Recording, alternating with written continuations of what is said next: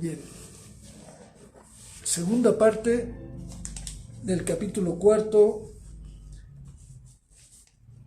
correspondiente al libro también cuarto, denominado Los pintores del norte de Italia, libro que está incluido en la obra de Bernardo Berenson, Los pintores italianos del Renacimiento, una obra que fue publicada por la editorial Leyenda en el año de 1944. Bien, vayamos a la segunda parte del capítulo cuarto del libro cuarto, Los pintores del norte de Italia.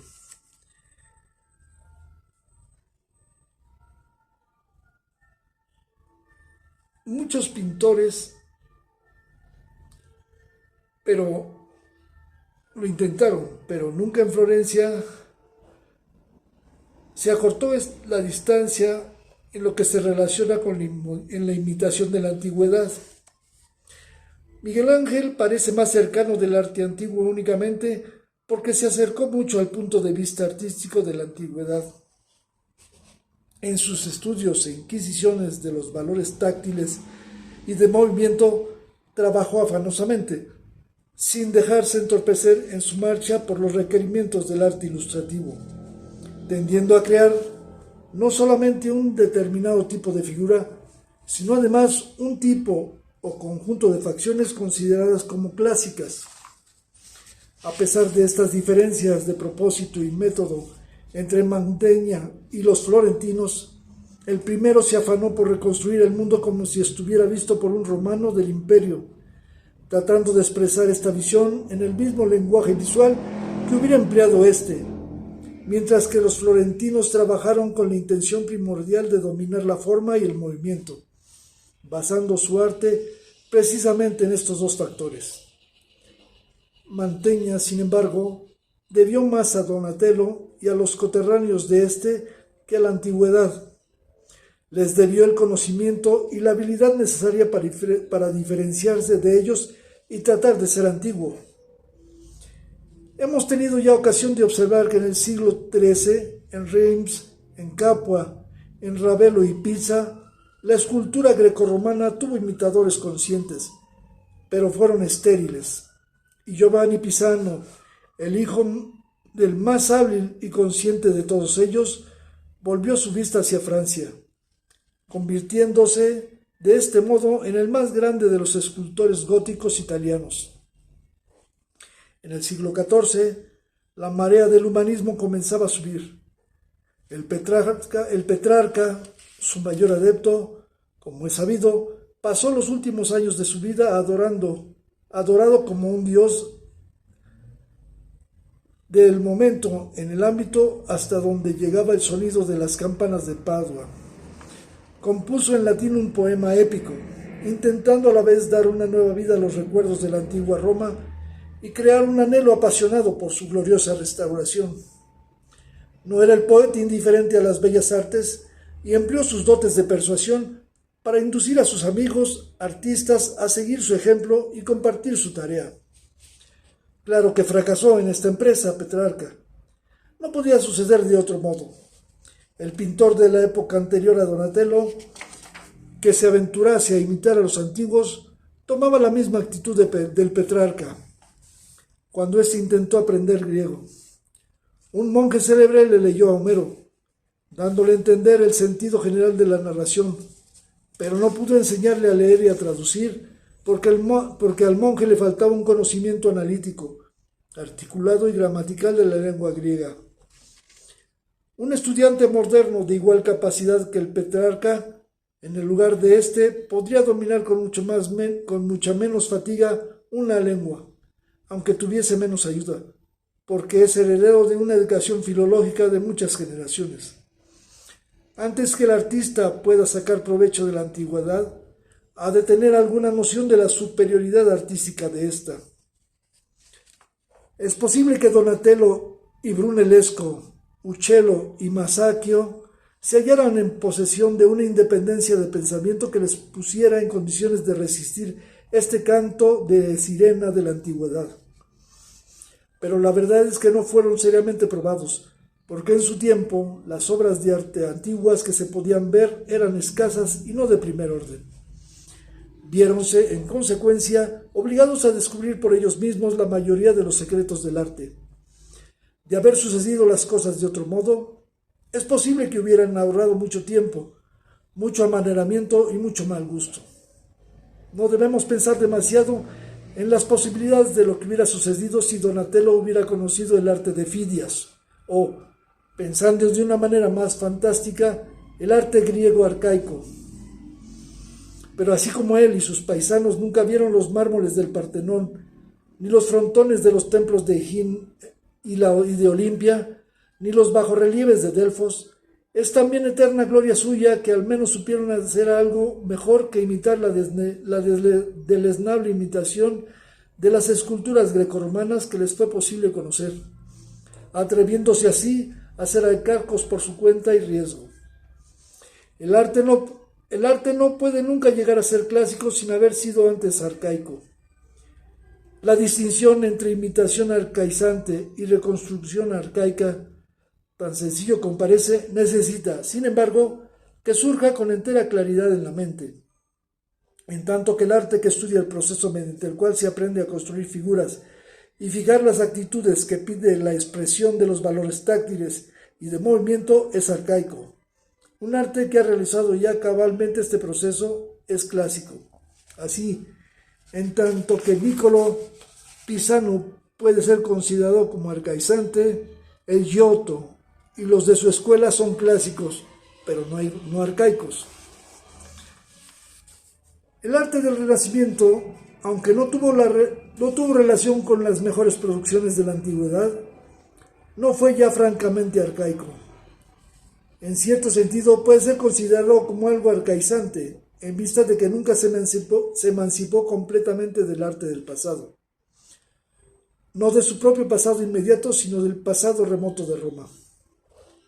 Así, en las alegóricas figuras de la tumba de Sixto IV, un genio tan avanzado y original como Pollaiolo nunca abandonó por completo la trivial elegancia propia de la época del Román de la Rosa.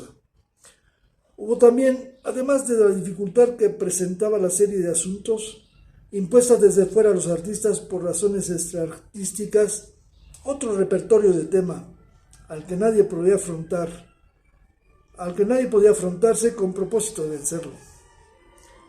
Los artistas arcaicos griegos fueron más afortunados, porque disfrutaban de la inestimable ventaja de la libertad para concebir sus propios dioses.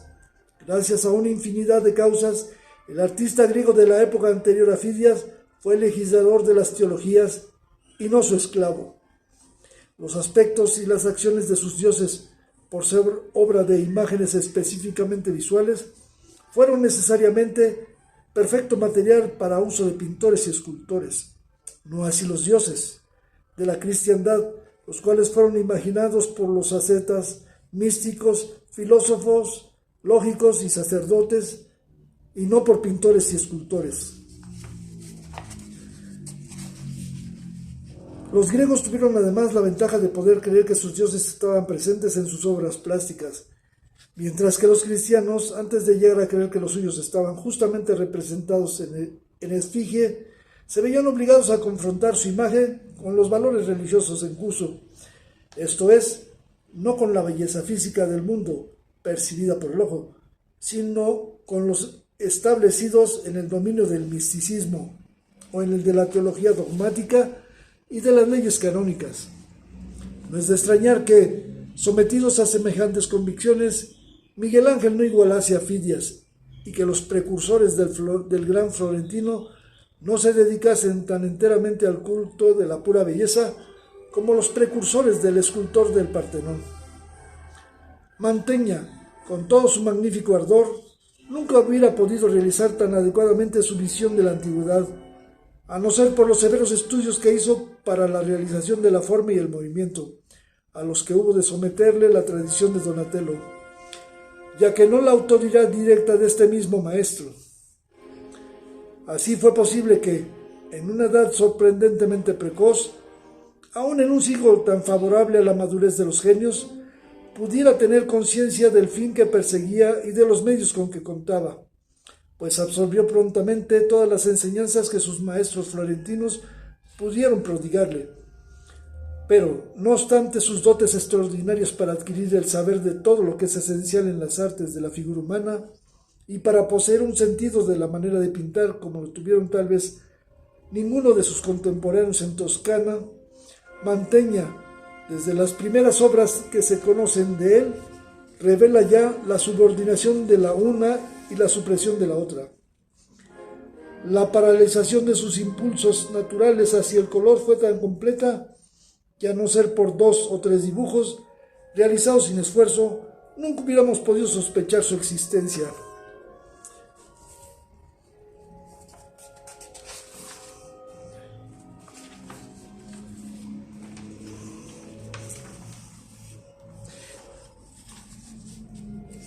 Toda la embriaguez y ceguera de que fue capaz un humanista italiano que se albergaron en el espíritu de Mantegna, porque este gran artista estaba ciego para captar el hecho de que estos modelos antiguos, exceptuando su concepción, eran inferiores como obras realizadas a los de los contemporáneos suyos. Si hubiera tomado como un fermento ese arte del pasado, no dejaría de ser considerado algo así como si se recogiera vino en un barril abierto hace mucho tiempo, de modo que todo su aroma y todo su sabor hubiesen desaparecido. Se salvó de la insipidez solamente por el vigor y la incorruptibilidad del genio. Las cualidades de realización son un don que solo la decrepitud física puede aniquilar, y, aunque él malgastó mucho de su talento en sus monstruosos esfuerzos por asimilarse una ejecución inferior a la suya propia, no recibieron un daño fatal y definitivo. El esfuerzo, no obstante, no le permitió avanzar. Tal vez si no hubiera gastado tanta energía, su afanosa búsqueda de la línea hubiera sido coronada por un éxito mayor.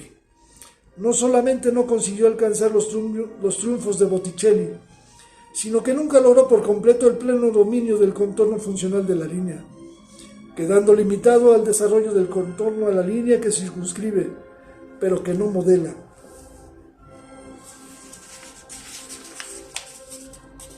Hemos notado ya que Mantegna tendía a pintar a las personas, como si estuvieran hechas en mármoles de colores, más bien que de carne y hueso.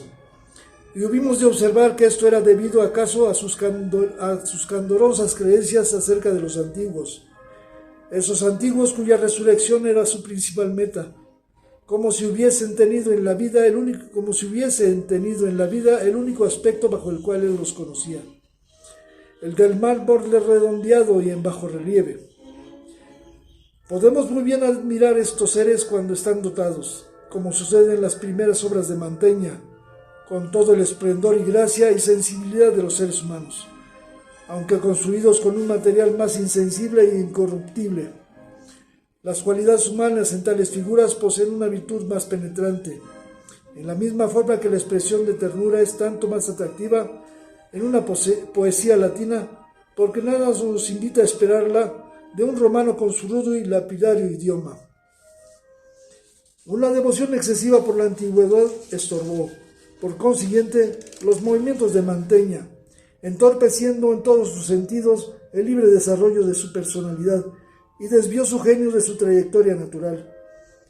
Sin embargo, era esto tan prodigioso que, a pesar de todos los vendajes propios de las momias egipcias en que se envolvía, conseguía romperlos y andaba con todo más libremente que muchos otros que no estaban sujetos a semejante desventaja.